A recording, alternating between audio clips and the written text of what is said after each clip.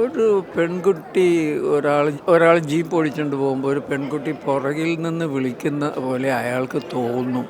അപ്പം ആ വിളി പോലെ ഒരു ട്യൂൺ വേണം ഞങ്ങൾക്ക്. ഞാൻ പറഞ്ഞു, എങ്ങനത്തെ വിളി? എടാ മത്തായി ഇങ്ങോട്ട് ഓടാ, അല്ലെങ്കിൽ ശങ്കര, അങ്ങനെ അല്ല, അങ്ങനത്തെ വിളിയല്ല. അപ്പോൾ ജിജു പറഞ്ഞു, അല്ല മുക്കുറ്റിപ്പൂവേ, അങ്ങനെ ഒരു വിളി വിളിക്കാമോ? അത് ഞാൻ പറഞ്ഞു, അതിൻ്റെ തുടർന്ന് വെരി ഈസി, മുക്കുറ്റിപ്പൂവേ ഞാൻ വിളിച്ചു. അപ്പോൾ ബിച്ചു തിരുമല അടുത്തിരിക്കുന്നുണ്ട്. ബിച്ചു പറഞ്ഞു, അയ്യോ മുക്കുറ്റിപ്പൂവേ എന്ന് വിളിക്കല്ലേ, നമുക്ക് കഥയിലേക്ക് വരാം. മഞ്ഞണിക്കൊമ്പിൽ എന്ന് പറഞ്ഞു. അങ്ങനെ ആ പാട്ടുണ്ടായി. സാറിൻ്റെ ഏറ്റവും നല്ല ട്യൂണുകളൊക്കെ അഭിനയിക്കാൻ ഒരു ഭാഗ്യം ലഭിച്ച ഒരു നടനാണ് മോഹൻലാൽ.